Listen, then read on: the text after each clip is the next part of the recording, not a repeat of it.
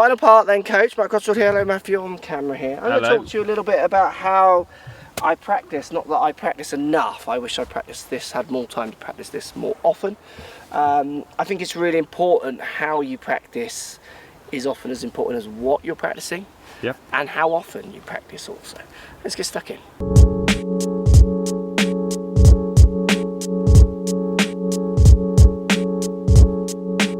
So I tend to do this, Matt, and we'll talk to you a second. I've got two ways of practicing. If I was playing in a tournament, I would only come here with one ball. I wouldn't do this. Interesting. I would want a different shot every time. I'd want to feel like each shot matters. I would be literally thinking, right, this has got to get up and down for a par on the first with this ball. So you're like playing... I'm playing. Par 18 type game, aren't you? Yeah, I'm playing. 9 holes. And I'm not counting how many times I'm doing it, so I would walk and get that ball and bring it back. Yeah. I'm going to go, right, how many times? I've got to get up and down from here. So I've hit that one lower. Ooh. But it's too far, so I'm not happy. So I'm now thinking on a course, right, I might putt this instead or use a different lot. I'm going to kind of start building up some data. Yeah. Because you wake up day in, day out, and you do feel different levels of confidence. You see shots different ways. You might have hit some really good long putts the day before, some bad ones. You might have hit some good lob shots. Caught that one a bit chunky, so I think, right, I might want to do a few more lob shots. So I'm going to kind of do my array of shots, and I will do it with a few different clubs. Mm-hmm. So I would bring 2 or 3 clubs on if it was game day. It's the one ball for me. Yeah. Is the key thing. Now, if I was on a practice area like this beautiful practice area, I would have a group of balls because I just literally wouldn't want to come back. But what I tend to do is I tend to have blocks of one club. So I might have, that block might be a day, that block might be, I'll do half an hour with this one club, loads of different shots, and then half an hour with another lofted club and do loads of different shots. And the reason I do that is I feel like the block of practice gets me feeling and remembering how to hit different strikes, different shape shots with one club. Where if I'm changing the club every time, I feel like I'll walk off and kind of not remember. If I hit 50 chips, I'm not going to remember, oh, did I hit good ones with 50, or was it where today, well, that's a good chip, so I'm going to try and hit one a bit lower but with the same club. Yeah, it felt okay. So I'm thinking, right, I mean, I might get out on the course today and just use my 60. This is going quite well in this block. Mm-hmm. And then tomorrow I'll come back and use my 50 and think, right, my 50 is really good from a situation, that when I've got that room, but when I'm trying to land it in this fringe here, it's no good. So I might go back to my 60 the day after and, you know, challenge this shot to my 60 a bit more. Yeah. So I would do it very much in blocks, and then if I was playing, I would do it very much with one ball to make sure it matters. Because the problem I get when I get on the course is I could stand here with a bucket of balls and hit lots of good chips. First chip shot, I mean, there's studies being done, you could hit, you know, 1,000 chips, but you get on that first chip shot and you're not recreating those juices that you get when out there. That practice is almost worthless. So the one ball when I'm playing, before I play, is trying to recreate the juices I'm going to feel when I get out there on the course. Mm-hmm. How would you practice?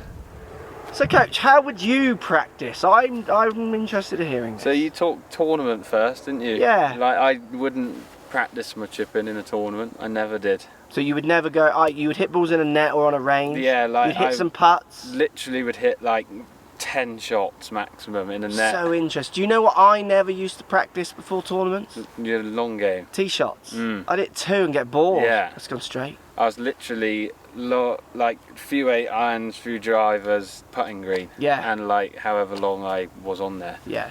But yeah, I never went on the chipping green with when I was on a tournament. It's really interesting. Like never.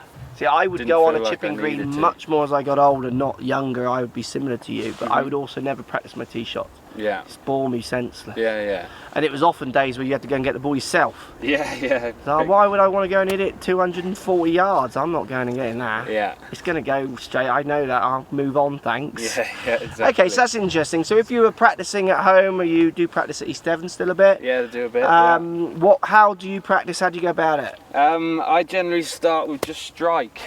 So I literally, doesn't matter what club, I usually just take my 2 wedges down. I never take a pitching wedge or a 9 or an 8. Yeah. I literally take my 2 wedges and just How many start balls? off with strike until I'm striking it, basically. No, sorry, how many balls would you take?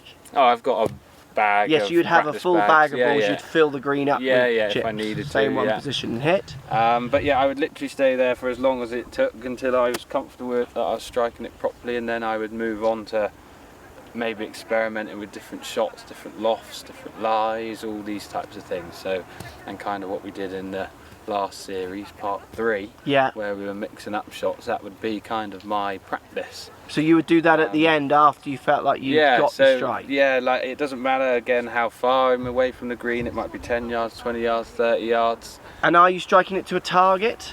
I don't really, I have a landing spot. So you wouldn't at the start pick a sometimes, target? yeah, I sometimes put a towel on the green Oh, do you? and literally like get Try a and towel land it on yeah, there. just try and ping it on that spot like 10 times, like bang, or really close to it. Oh, I might do that. I do like that. Yeah, it's good, yeah, and it gets like accuracy and distance control, that one. So you're purely thinking about landing spot, yeah. So no flag, no nothing, pitching it on there, and then that's magic. This is Wow. like magic circle stuff. I can't believe you're revealing Yeah, this. sorry. Do you want to know something else as well? Go on. You know your tall sticks that everyone has in their bag. Yeah, yeah. Put that either side of the towel as well, and then you've got a nice little Like gap to gold whack to through, shoot yeah. through as well. Yeah, that's a nice one to do as well. Oh, that is beautiful. Thanks. I can't believe I just told you that. You're literally going to be practicing that every week. I am. So aren't let's you? put a flag down and let's see you land it on the flag. I want to So, see this. Like you can, if you've got enough flags as well, like you can do stuff like that and have a gap. So land it in there. Land it in there, and depending on how good you are, you can make it really tough if you want, and then harder or easier. And you'll do that with different lofts? Yeah, different lofts and stuff as well. Show me. So, I haven't done this for a while, but yeah, that's like quite a nice little target there. So you haven't for this even got a distance. target as such, you've got a landing spot target, which is so obvious if you think about it. Yeah. Nearly, and again, that was very But close. yeah, this is literally just to get strike going at the start of my session. Yeah, so if you felt like you could land, so do you get into a situation where you start landing it in there like just do, again and again, and you think, right, well, I'm there? It's like a 5-foot putt. Then you would start funking it up with lies and stuff yeah, to a hole? Not to that. No, yeah, this to is a hole. literally just strike, and then Yeah. once I'm happy, because that was quite a good strike, and that was like a yard short. Yeah, whatever, not even but that, yeah. Then I would start mixing up targets. Generally 2 targets. I don't have like 5, but Yeah. I just like 2, and then mix up my spots basically. Fantastic. Bit of a weird 2-target rule, but I like do what that. you want. I I like think that. it's about finding out what works for you, basically. Definitely. So to round up there, Matt, practice got to be creative for the person, isn't it? Yep, you've got to find what works for you. You got to find your system, if you like. I Yeah. am going to adopt your chipping into there. In. Yeah, like that. Absolutely.